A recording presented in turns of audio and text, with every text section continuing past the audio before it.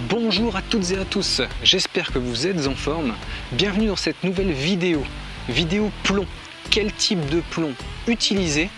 Il y a énormément de plombs qui existent. Les plombs classiques, des olivettes où on va adapter des élastiques, des olivettes fendues, ultra pratiques. On va avoir des plombs fendus plats et on a également quelques plombs olivettes, chevrotines. Tout ça, c'est ce que je vais vous présenter dans cette vidéo.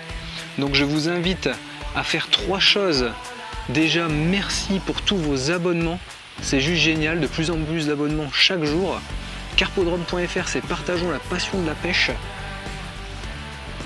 La chaîne a tout juste 5 mois et nous sommes à la vidéo 69 il me semble. Donc allez consulter les contenus sur les playlists. Dans la description, vous avez les liens pour les playlists et le travail qui est fait directement via la chaîne YouTube avec les miniatures où vous pouvez tout consulter. Merci pour tout ça. Restez jusqu'à la fin de la vidéo parce que je vais parler des futures vidéos. Et puis mettez un truc comme ça ou comme ça, hein, selon ce que vous pensez de cette vidéo. Mais surtout, continuez à partager pour nous aider à grandir, tout simplement. Merci beaucoup pour tout ça. Allez, on est parti. Je vais vous parler des plombs. Je vous les montre. Quel type de plomb il existe. Pourquoi ces plombs sont plus adaptés. Surtout, on va parler essentiellement de plombs pour la pêche au cou. Ici, et puis pour la pêche à l'anglaise, là, avec également les billes percées. Voilà, c'est parti.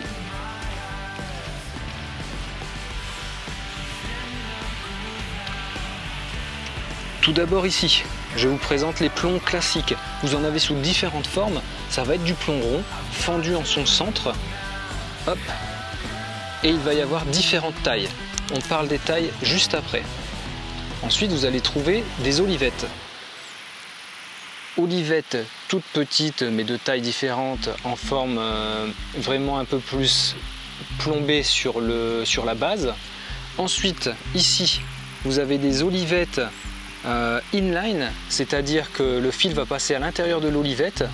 Des olivettes externes comme ceci, je vous en ai sorti une grosse, donc même principe que la inline, sauf qu'on va devoir mettre une gaine au-dessus et en dessous, donc il faut prévoir de passer la gaine au moment de faire sa ligne. Puis on finit avec ce type de plomb. Donc ce type de plomb là, donc série super soft, pardon, ultra intéressant parce que je vous en montre un ici. On va plus être dans un plomb ultra pratique pour la pêche à l'anglaise. Vous devinez à sa base qu'il est plat et il y a une facilité pour l'ouvrir, donc c'est ultra intéressant pour l'anglaise. Je vous montre également les plombs de ce type chevrotine, parce que ça dépanne vachement. Ici c'est en 5 ou 8 grammes, elles sont 8 grammes, mais elles existent en plein de grammages différents et c'est un tarif ultra abordable pour avoir de la grande quantité.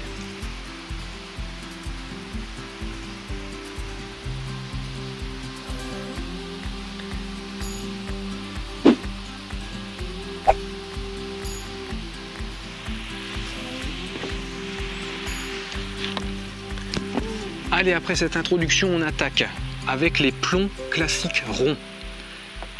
Plomb classique rond, il va y en avoir de différentes tailles.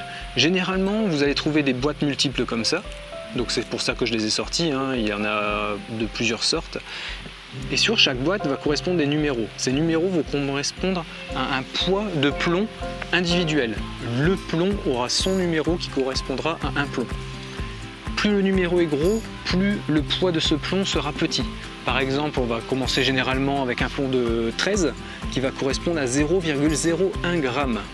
On retrouve ici un plomb de 5, par exemple, que je vous montre, qui correspond à 0,14 g. Et ainsi de suite. 13, 12, 11, 10, 9, 8. Et on descend, plus c'est gros. Vous retrouvez des boîtes multi-plombs avec des tailles différentes ou des boîtes individuelles. De ce type. Caractéristiques de ces plombs, généralement utilisés pour la pêche au cou. Je vous ai fait une vidéo comment bien placer son plomb sur la ligne, je vous la mets juste là si ça vous intéresse. Je vous ai dit donc pour la pêche au cou, ultra pratique. peut être également utilisé à l'anglaise, mais généralement ceux-là sont vraiment top à l'anglaise. Que dire sur ces plombs? Il en existe des mous, des durs. Ils ont leur avantage quand vous mettez en pratique, mais si vous placez bien votre plomb, ça n'a pas vraiment d'importance. Le plus important dans ces plombs sur votre ligne va être l'équilibrage, donc bien centrer son plomb sur la ligne sans abîmer la ligne. Et ensuite, ça va vraiment être votre expérience de pêche au bord de l'eau et la présentation de ces plombs, c'est-à-dire la proportion entre la quantité de plomb le plus proche possible du bas de ligne en intermédiaire, voire à la plombée, selon les profondeurs de pêche et les lieux de pêche qui va jouer. Et ce n'est pas vraiment le plomb en lui-même. Ils sont tous ronds, fendus au milieu. L'avantage quand même d'aller chercher des plombs un peu plus haut de gamme, et c'est de plus en plus le cas malheureusement sur beaucoup de marques, la qualité se dégrade. Donc aller chercher un plomb d'une marque un peu supérieure a l'avantage d'avoir des plombs avec la fente bien centrée, c'est-à-dire des plombs utilisables quasiment à 100%, que dans certaines boîtes sur certains modèles c'est la catastrophe. Des fois il y a 50% de plombs complètement pourris, il faut dire ce qui est. Pour la pêche au cou, on va également avoir une bille percée.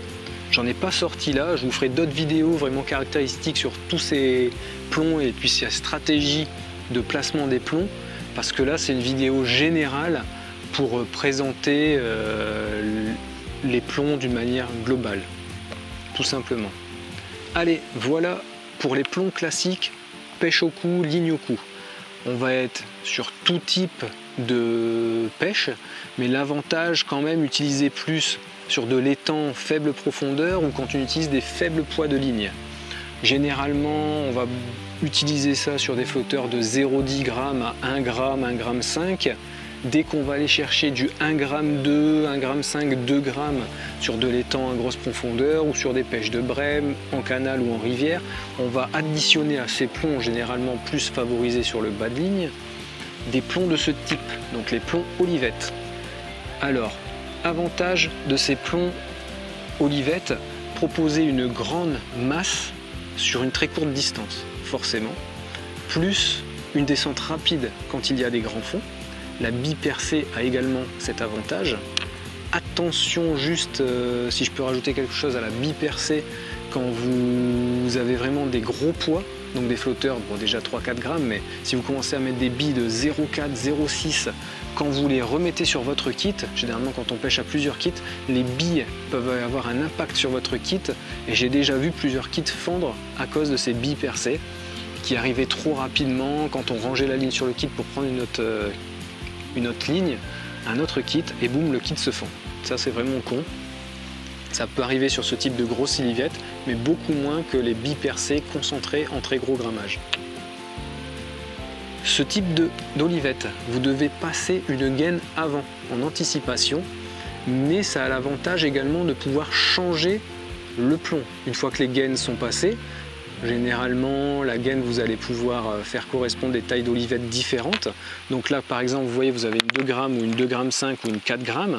Ça peut être intéressant pour présenter des èches de commencer en 2,5 g, mais si la plombée ne suffit pas, vous l'enlevez, vous repassez en 2 g, puis vous allez rajouter 0,5 g au niveau du bas de ligne ou à 30-40 cm pour présenter l'èche et descendre différemment. C'est plus une histoire également de comment bien caler la ligne. Plus votre ligne est calée sur le lieu de pêche, à l'endroit précis où vous pêchez, plus vous allez avoir de touches en conséquence. Il en existe différentes marques, je vous laisse découvrir tout ça, et voilà la caractéristique de ces plombs.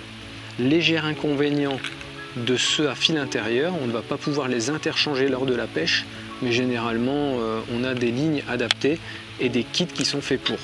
Et quand on pêche tout seul, on change de ligne tout simplement, ça ne prend pas longtemps quand on est organisé. Allez, avant de finir cette vidéo, on va parler de ce type de plomb, parce que à l'anglaise, ils sont vraiment ultra intéressants, c'est pour ça que je vous les montre. L'inconvénient de l'anglaise, il n'y en a pas bien sûr, c'est surtout pêcher, parce que moi c'est une pêche que j'adore, mais c'est vrai que bouger ces plombs lors de la pêche, c'est juste ultra intéressant. L'anglaise, n'hésitez pas à pêcher très régulièrement en rappel, je vous le dis dans chaque vidéo sur l'anglaise, allez consulter la playlist pêche à l'anglaise, je vous mets le lien juste là si vous voulez. Il y a pas mal de vidéos qui commencent à se cumuler et j'y donne pas mal de techniques et d'astuces dès le début de cette chaîne, donc n'hésitez pas à les consulter. Donc, pour être efficace en pêche à l'anglaise, bouger sa plombée, ça peut déclencher beaucoup de touches et c'est vraiment très intéressant de faire cette recherche. L'avantage de ce plomb, il est très mou, il se fend et vous allez pouvoir l'ouvrir très facilement. Même en allant chercher du 0,3, 0,5 ou du AA ou BBB, les plus gros, donc en 0,8 g, si vous avez un flotteur de 2,5 g plus 2 BB par exemple, eh bien vous pouvez l'ouvrir carrément avec les doigts, avec un peu d'habitude, ou avec votre pince, et le refermer. Donc vous n'allez pas abîmer le fil quand ça coulisse. Maintenant, vous pouvez également prendre la technique que je vous ai dit et que je vous ai mis dans la vidéo, comment bien placer son hameçon. Il suffit d'avoir une petite planche et sa lime, triangle, moi je préfère, au bord de l'eau. Quand vous faites votre ligne, et comme ça, votre plomb va également très bien coulisser. Également, le stop flotteur en nylon directement a aussi son avantage. On verra ça dans plus d'autres vidéos. Il y a les stop flotteurs également en caoutchouc et ils peuvent avoir un intérêt, ces stop flottes en caoutchouc, à utiliser sur de la bille percée par exemple. L'inconvénient que je vous disais de ces billes percées qui peuvent abîmer les kits, si vous avez anticipé lors de votre montage et mis un petit stop flotte en caoutchouc, et bien ces billes percées ne vont pas monter, donc potentiellement elles vont beaucoup moins bouger lors de votre action de pêche. Ça aussi, ça peut être intéressant. Petite astuce, on verra ça dans d'autres vidéos, mais je vous la dis quand même là parce que ça me venait à l'esprit. Bon, voilà pour cette vidéo. Je vous remercie beaucoup de continuer de partager et de commenter.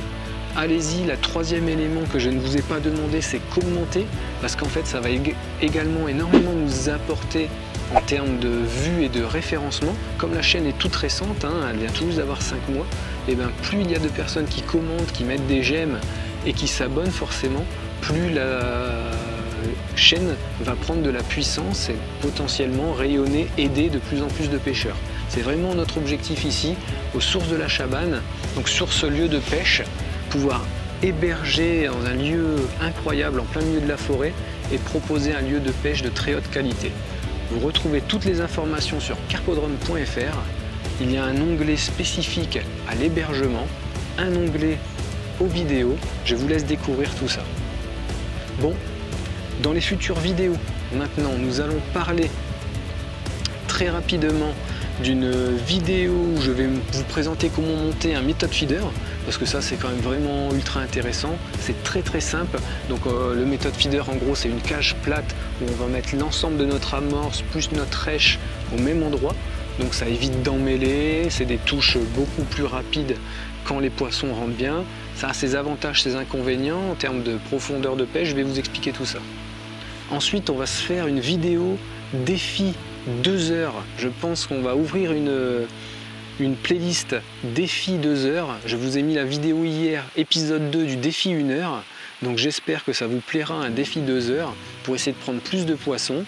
On parlera également de comment préparer une pâte maison.